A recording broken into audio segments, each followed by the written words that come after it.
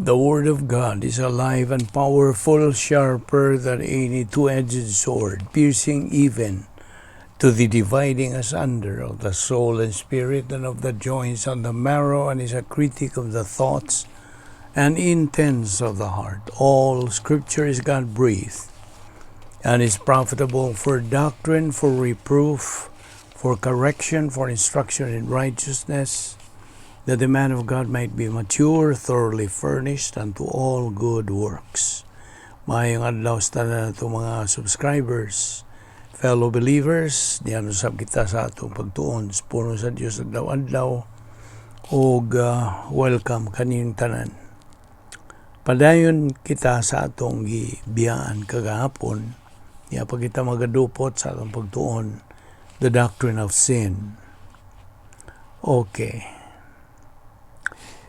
Kinahanglan therefore imo sang makita kung unsay tinuod gyud nimong kahimtang, ingon nga magtotoo o dili magtotoo. Pinagi ning paghisgot bahin sa sala. Now, mo ni kinagrabihang kahimtang sa katao.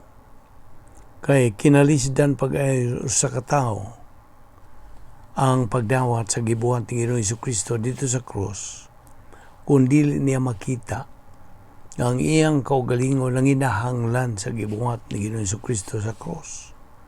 Labing disura, alang kaniya ka na.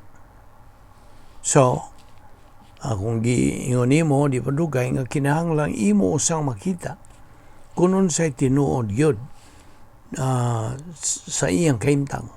Pinagi niining paghisgot bahin sa sala. Now, dinhin mo gawas. Kung naaman galing kay wani mo magklaro, padayon lang pamati. Ini nga itong paghisgot ni ini kay maanamran na sila katubag as we go along sa atong pagtuki bahin ini kay kini ko nga itong gisgutan bahin kaluwasan. Mura manggod ni og series nga discussion. So, ianam-anam na itong pasibo sa unsa na atong na-take up. Mura ba ni og jigsaw puzzle, di ba? Nakakuha na kag pisa niya. Moingon kag asa man ning dapita butang ha. Ani gyud ning dapita. Kay maila bitaw sa picture, di ba? Pero wa pa may kasibuan. Imo lang usang ipadaplin. Pero imo nang gigunitan kay kun magkuha na nimo ang laing pisang musibo to, mo to makita na nimo tanan, di ba? Ingon na sad ning matang sa atong pagtuon sa balang kasulatan. Now here is another point. Human na ng forgiveness ni na po'y lain. Now all sins are not the same. Okay? Dili pareha ang tanang sala.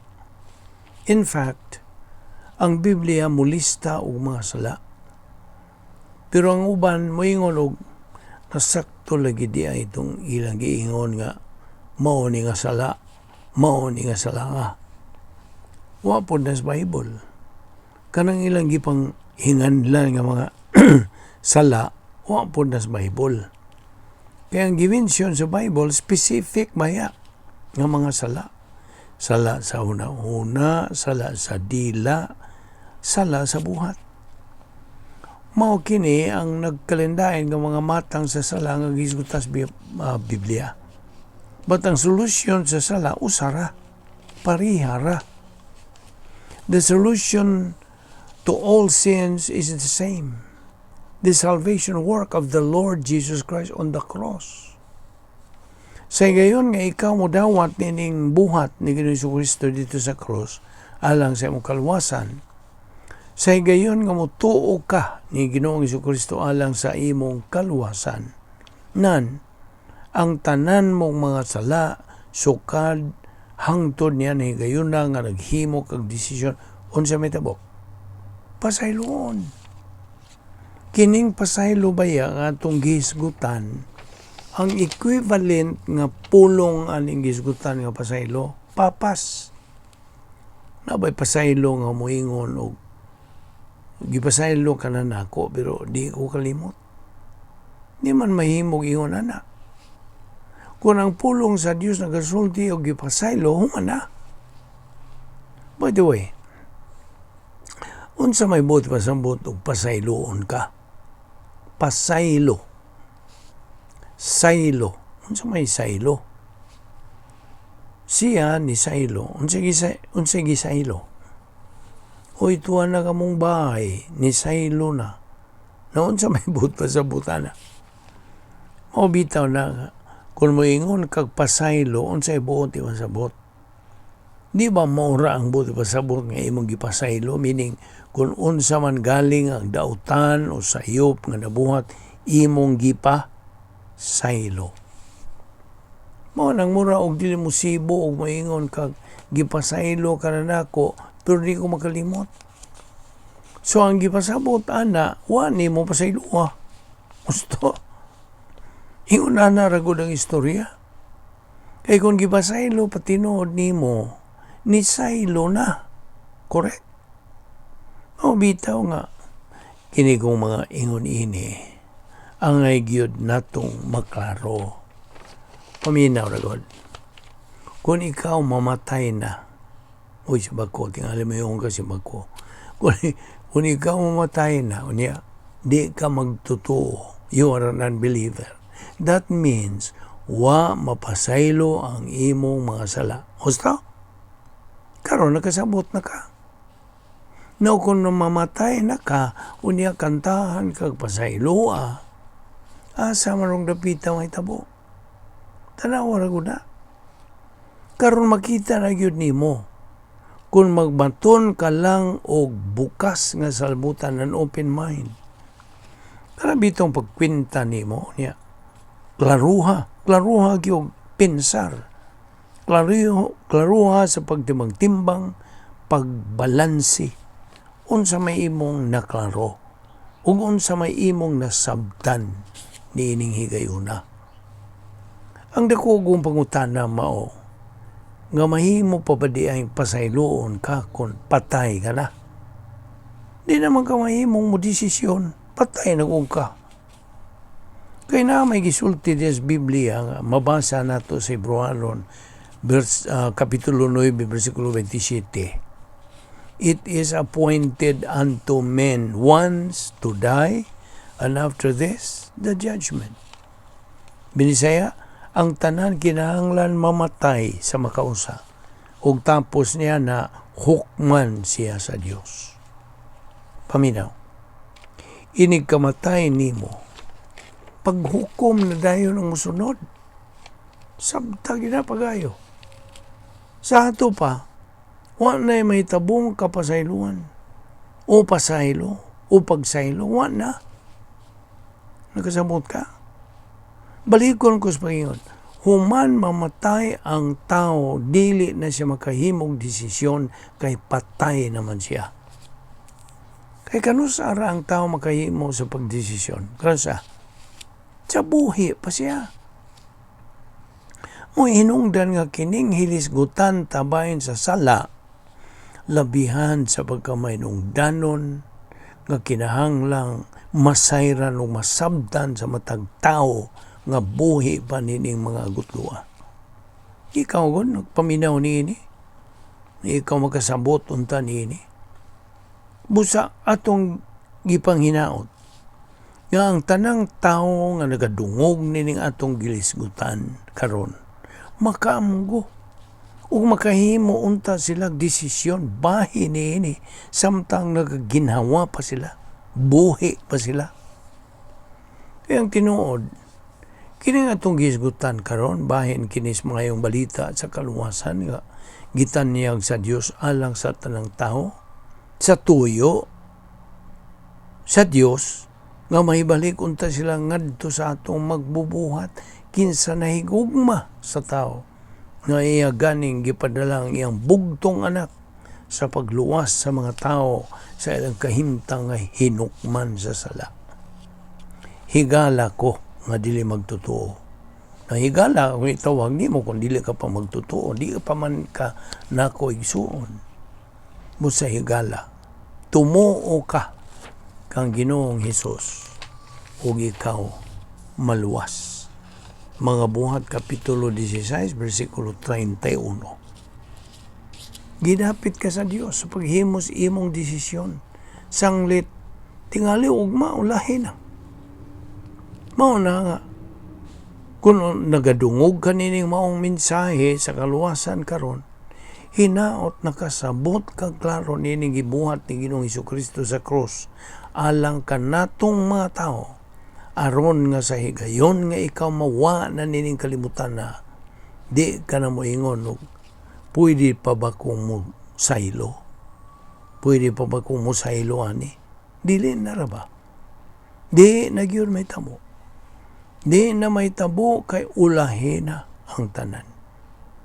Mao na nga ang pulong sa Dios nagakanayon sa pagsulti og karon samtang buhi ka pa while you are still alive. Kung makadungog ka sa iyang pulong, ayaw pagahia ang imong kasing-kasing. Paminawa. Kay nga naman, nga nung gasulti man ang Diyos ana. Tungod kay gapasabot ang Diyos nga kung wa nakakaron, umawa na ka, o di ka na makadungog nini mga butanga, di na pud ka makaangkon kay gayunan nga ikaw mapasaylo. Nagasabot ka ba? Hinudumi. All sins are not the same, but the solution to all the sins are the same. Usara. Si Ginoong Hesukristo. Bitaw na nga itong nakita ang problema sa sala. Ang solusyon, sa to'y imong daganan batong sa sala. Ingon ang magtotoo ka. What I mean is, a believer na ka. Ang usa ka magtotoo na nag-iya og duruha ka paagi nga mahimo batok sa sala. Dili kay siya mismo ang mubuhat, kundi doon na siya sangkap nga magamit batok sa sala. Ang primero nga sangkap nga iyang magamit batok sa sala, mao ang problema sa sala. Ang ikaduha mao ang iyang kadaugan batok sa sala. Hindi man sila pareho. Unsa may sangkap nga imong magamit batok sa problema sa sala. Unsa man di ang problema sa sala sa usa ka magtotoo. Ang ikaduha, unsa may imong kadaugan batok sa sala. Unsa may kadaugan nimo batok sa sala. Lahi ang problema, lahi pud ang kadaugan. Victory, kadaugan. Paminaw ra gud. Ang solusyon sa problema sa sala mao ang 1 John 1:9. Unuhuan 1:9, ang kadaugan batok sa sala aron di na ka makasala. Doktrina. Samtang ka nagapadayon, balance of residency ang gikinahanglan. Samtang ka magapadayon sa imong function sud sa operational divine dynasty. Ibaw ka nga, di na ka makabuhat og sala. Na, makabuhat gani kag sala, o na ka mo padayon, mauragod na. How about ang usa ka di magtotoo? Walang kaluwasan ra. Kung iyang maangkon ang kaluwasan, nasulbad ang problema sa iyahang pre-salvation nga mga sala. Maubitaw na nga, ang pre-salvation sins are forgiven at the point of salvation or at the point of being born again. Ang laing pulong din ng regeneration, mao ang born again. Ang pagkatao pag-usab, sabi ni Saya. Ato ni padayon ugma. Salamat o Dios na ining grasya nga among gipahimuslan pagtuon sa imong pulong.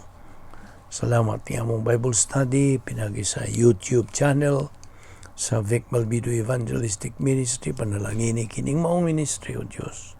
Gamita kini alang sa pagpadala sa imong maayong balita sa kaluwasan ngadto sa tanan nga makadungog niini. Ug nga unta ang among isig ka magtotoo, magpadayon sa pagtuon sa imong pulong, hangtod makabot nila ang ilang tumong nga mao ang spiritual maturity. Kining tanan among gipasalamatan sa ngalan ni Ginoong Hesukristo. Amen.